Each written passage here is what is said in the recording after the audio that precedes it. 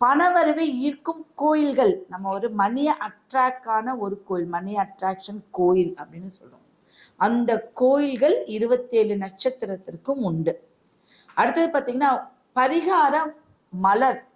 என்ன அப்படின்னா பரிகார மலர்கள் அப்படின்னா என்ன? நம்ம எந்த ஒரு பூவால ஒரு அர்ச்சனை பண்ணுனா நம்மளுக்கு பலம் அதிகம். இன்னைக்கு வந்து தாளம்பூவும் இல்ல உங்களுக்கு துளசி எல்லா ஒரு கடவுளுக்கும் நம்மளுக்கு உகந்தது அல்ல. ஒரு சில கடவுளுக்கு ஒவ்வொரு சில மலர்கள் மட்டும்தான் உகந்ததுன்னு சொல்லுவாங்க. இப்ப பெருமாளுக்கு போனா நம்ம துளசி மாலை, முருகனுக்கு போனா செவ்வரளி மாலை, இந்த மாதிரிலாம் கொடுக்குறோம். அப்படி உங்க நட்சத்திரத்துக்கு எந்த மாதிரியான ஒரு விஷயங்கள் இருக்கு அப்படின்னு நம்ம தெரிஞ்சுக்கிறோம். அடுத்ததான் பரிகார மரம். இந்த பரிகார மரம்னா என்ன? ஒரு மரம் அப்படிங்கிறது வந்து விருட்சம்.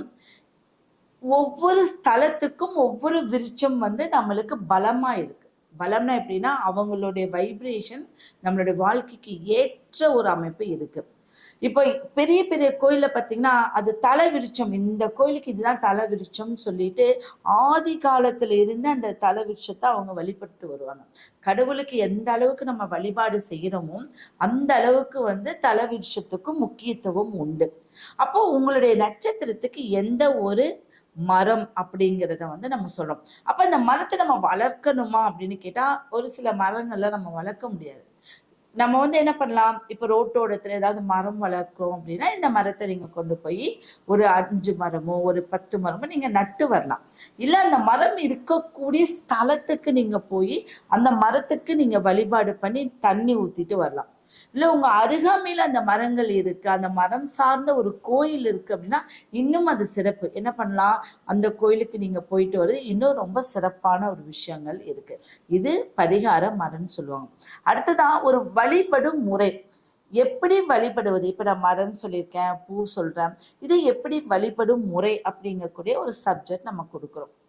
அடுத்ததா பாத்தீங்கன்னா கர்மா நீங்கும் பரிகாரம். ஒரு நம்மளுடைய கர்மா என்ன பண்ணாலும் ஒரு கர்மாவையும் கொஞ்சம் கொஞ்சமா நீக்கக்கூடிய தந்திரமும் சூட்சமும் நம்ம தெரிஞ்சுக்கிறோம். ஒரு கர்மா நம்மளுக்கு எப்படி நீங்கும் அப்படிங்கிற சூட்சமத்தை ஒரு மனிதன் தெரிஞ்சுக்கிட்டா மட்டும்தான் நிறைய விஷயங்கள்ல இருந்து தப்பிக்க முடியும். அதனாலதான் வந்து மக்கள் அந்த காலத்துல இருக்கிறவங்க நிறைய கோயில்களுக்கு போக சொன்னாங்க. சிவனாலயத்துக்கு போங்க, அம்மன் கோயிலுக்கு போங்க, மலை மேல ஏறி போங்க. இந்த மாதிரி எல்லாம் போகும்போது சில கர்மாக்கள் நம்மளுக்கு குறைந்து கொண்டே வரும் அப்படிங்கிறது ஐதீகம். அடுத்தது பாத்தீங்கன்னா பண வரவு வரக்கூடிய ஒரு பரிகாரம். நம்ம மணி அட்ராக்ஷன் வரக்கூடிய கோயில்கள் பிளஸ் வந்து நம்ம பணவரவு எப்படி வருங்கக்கூடிய ஒரு பரிகாரம். இப்ப அதை என்ன மாதிரி ஒரு பொருளை நம்ம வைக்கணும் அப்படிங்கக்கூடிய சூட்சமத்தை நம்ம சொல்றோம். அடுத்தது பாத்தீங்கன்னா அதிர்ஷ்ட நிறம். நிச்சயம் ஒவ்வொரு நட்சத்திரத்திற்கும் அதிர்ஷ்ட நிறம் உண்டு. இந்த அதிர்ஷ்ட நிறம் அப்படிங்கிறது இப்ப நான் வந்து ஒரு சிகப்பு நிறம் அப்படின்னா அதைவே நம்ம யூஸ் பண்றதா அப்படின்னு கேட்டா அப்படி இல்லை.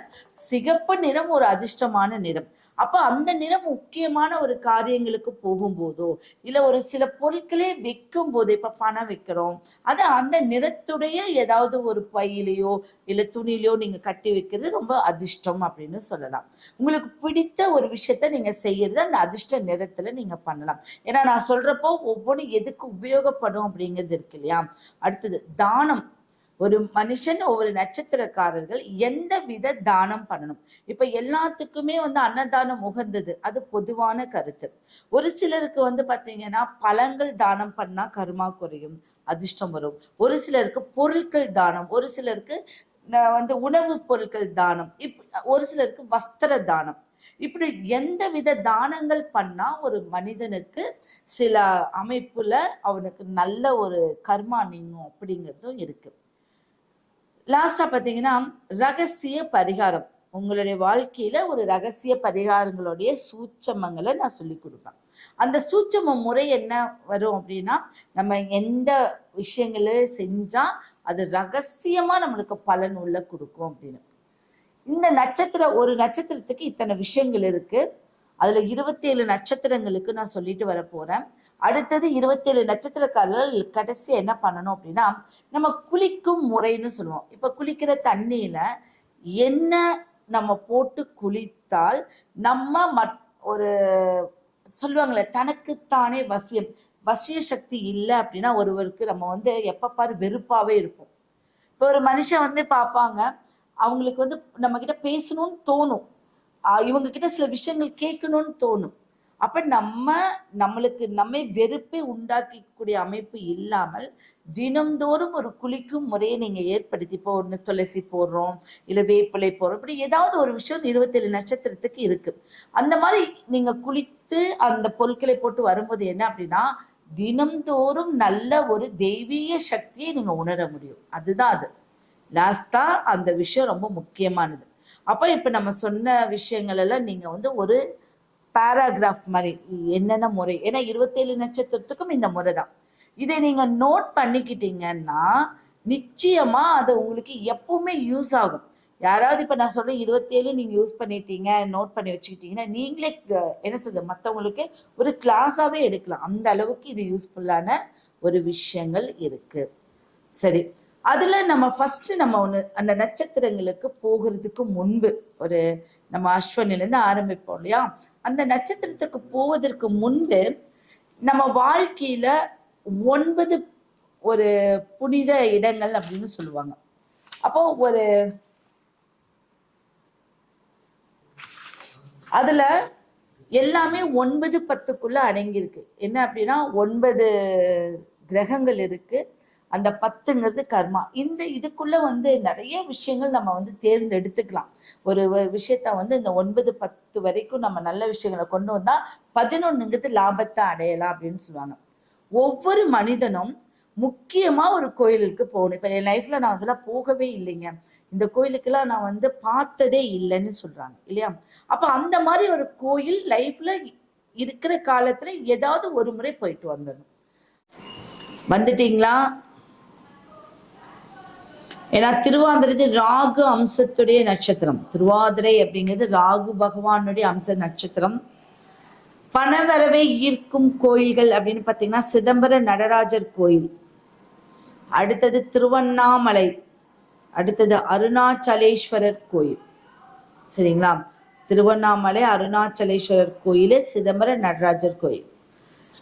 இந்த 2 கோயிலுமே வந்து சிறப்பு, திருவாதிரை நட்சத்திரத்துக்கு சிறப்பு வாய்ந்த ஒரு ஸ்தலம்னு சொல்லுவாங்க. அங்க போனா நம்மளுக்கு இப்படி குபேர வாழ்க்கை நடக்குது, கிரிவலம்லாம் போறோம் இல்லையா.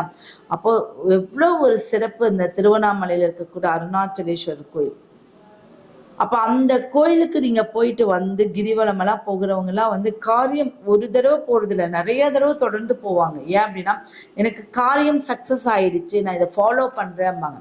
அதே மாதிரிதான் ஒவ்வொரு விஷயமும் நீங்க ஃபாலோ பண்றது சிறப்பு. பரிகார பூ அப்படின்னு பாத்தீங்கன்னா வில்வ மரத்துல இருக்கக்கூடிய பூ, வில்வ பூன்னு சொல்லுவாங்க. அது கிடைக்கல அப்படின்னா வில்வ இலையவே நீங்க எடுத்துக்கலாம். ஓகேவா. வெள்ளை அரளி, வெள்ளை கலர்ல இருக்கக்கூடிய அரளிப்பூ, அரளிக்கே ஒரு சிறப்பு. செவ்வரளி, மஞ்சள் அரளி, வெள்ளை அரளி எல்லாமே இருக்கு. அரளிக்கு ஒரு சிறப்பு விஷயங்கள் உண்டு. வில்வ மரம், இது எல்லாமே வில்வத்துல இருக்கு. வில்வ மரம் உங்களுக்கு பரிகார மரம். வழிபடும் முறை அப்படின்னு பாத்தீங்கன்னா பிரதோஷ நாள்ல சிவபெருமானுக்கு வில்வ அர்ச்சனை பண்ணும். பிரதோஷ நாள்ல வில்வ அர்ச்சனை, நீங்க வில்வத்தை வாங்கிட்டு போனாலும் சரி, நீங்க வந்து மாலை கட்டி கொண்டு போய் கொடுத்தாலும் சரி, ஓம் நமச்சிவாயா அப்படிங்கிறது 11 முறை, 27, 48, 108 முறை, எந்த டைம்ல எவ்வளவு உச்சரிக்க முடியுமோ உங்க உச்சரிச்சுட்டு பிரதோஷ நாள்ல சிவபெருமானுக்கு வில்வ அர்ச்சனை. நீங்க வெள்ளை வேட்டி உணவு, வெள்ளை வேட்டி யாருக்காவது கொடுங்க, அது வஸ்திரம், அது சாமிக்கு கொடுங்க. உணவுப் பொருட்கள் தானம் பண்ணுங்க. அது வந்து ஒரு பிரதோஷ நாள்லயோ பிரதோஷ விரதம் இருந்து இந்த நாள்ல பண்றதோ, சிவன் கோயில நெய் தீபம் ஏற்றதோ, இந்த மாதிரி அன்னதானம் செய்யறது மூலியமா தானமும் உங்களுக்கு ஆயிடும், கர்மாவும் நீங்கிடும். தானம் கர்மா நீக்கும் பரிகாரம், இந்த ரெண்டுமே உங்களுக்கு இதுல சக்சஸ் கொடுத்துரும். சரிங்களா. அதிர்ஷ்ட நிறம் அப்படின்னு பாத்தீங்கன்னா நீலம், இளம் நீலம், ஒரு மாதிரி ஒரு இள நீலம் அப்படின்னு சொல்லுவாங்க, ப்ளூ. இது உங்களுக்கு அதிர்ஷ்டமான ஒரு நிறம் அப்படிங்கிறது சொல்லலாம். ஒரு சூட்சும ரகசிய பரிகாரம், இதுதான் ரொம்ப ரொம்ப எல்லாத்துலயும் இதை ஃபாலோ பண்ணிட்டு வர்றது. திருவாதிரை நட்சத்திர நாளில நடராஜ பெருமாளுக்கு அபிஷேக தரிசனம் செய்து, நடராஜ பெருமாளுக்கு ஏதாவது அபிஷேகம் செய்து 11 பேத்துக்கு உணவு வழங்கினால் பூர்வ புண்ணிய கர்மாக்கள் குறைந்து குடும்பத்தில் நிம்மதி மற்றும் வளம் பெருகி என்னைக்கும் நீங்க ஒரு நல்ல அம்சத்தோட இருக்கலாம். எப்போ திருவாதிரை நட்சத்திரத்துல நடராஜ பெருமாள் கோயில்ல அபிஷேகத்துக்கு நீங்க ஏதாவது வாங்கி கொடுங்க. அபிஷேகம் செய்யறதுக்கு, அது பால் அபிஷேகமா இருக்கலாம், இல்ல நெய் அபிஷேகமா இருக்கலாம், இல்ல அபிஷேக பொருட்கள், இல்ல பஞ்சாமிர்த அபிஷேகம், எந்த விதமான அபிஷேகத்துக்கும் இல்ல அபிஷேகத்துக்கு உண்டான பொருட்கள் வாங்கி கொடுத்து ஒரு 11 பேத்துக்காவது உணவு, குறைந்தபட்சம் 11 பேர் உணவு வழங்கிட்டு வந்தா நிச்சயம் என்னாகும், உங்களுடைய அடுத்த கட்டத்துக்கு நீங்க போகக்கூடிய ஆற்றல் உங்களுக்கு இருக்கு. புரியுதுங்களா? அப்படி இந்த சூட்சமங்களை நீங்க தேர்ந்தெடுத்துக்கோங்க. உங்களுக்கு குளிக்கக்கூடிய முறைன்னு பார்த்தீங்கன்னா வில்வ இலை, வெட்டி வேர், சந்தனம், 2 கல் உப்பு போட்டு ஊற வச்சு அந்த நீர்ல குளிச்சுட்டு வாங்க. இது உங்களுக்கு இந்த பரிகாரம் எல்லாம் ஈஸியா சக்சஸ் ஆயிடும். ஏன்னா ஒருவர் சுத்தமானா மட்டும்தான், உடல் சுத்தம் மனம் சுத்தம் இருந்தாதான் அடுத்த கட்டத்துக்கு நம்ம போக முடியும் அப்படிங்கிறது இருக்கு. அது எல்லாமே நல்ல ஆற்றல் இருக்கிறதுக்கு இந்த குளியல் முறை ரொம்ப முக்கியமான ஒரு விஷயம். குளியல் முறையில் ஒருவர் நீங்களாம் அந்த காலத்துல சித்தர்கள் குளியல் முறையெல்லாம் நீங்க நோட் பண்ணிட்டீங்கன்னா தெரிஞ்சிருக்கும், புக்கெல்லாம் படிச்சிருந்தீங்கன்னா தெரிஞ்சிருக்கும். குளியல் முறை நிச்சயம் நம்ம வழிபாட்டுக்கு உகந்தது. ஃபர்ஸ்ட் பிராமணர்கள் இந்த குளியல் முறையை தான் நம்மளுக்கு சூட்சமமா ஏற்படுத்தி அப்புறம்தான் அந்த நிறைய கோயிலுக்கு போறது, அங்க பிரச்சனை பண்றது, நிறைய அபிஷேகம் பண்றது, இப்படி நிறைய விஷயங்களை எடுத்துக்கிட்டாங்க. இதை நீங்க ஃபாலோ பண்றது, இதெல்லாம் உங்களுக்கு ஈஸியா தான் சொல்லியிருக்கேன் ஃபாலோ பண்றது. ஓகேவா? அடுத்த நட்சத்திரத்துக்கு போயிடலாமா? கமெண்ட் பண்ணிருக்கீங்களா? அடுத்தது நம்ம போயிடலாம். புனர்பூசம்.